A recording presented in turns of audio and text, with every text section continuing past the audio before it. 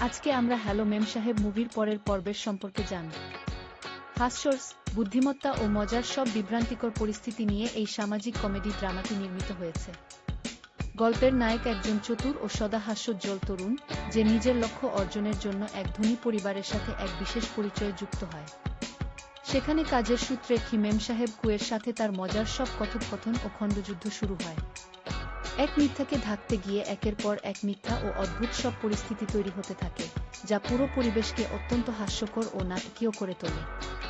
তবে কেবল হাসির উপাদানই নয়, গল্পের গভীরে লুকিয়ে ছিল সম্পর্কের সততা ও আন্তরিকতার বার্তা।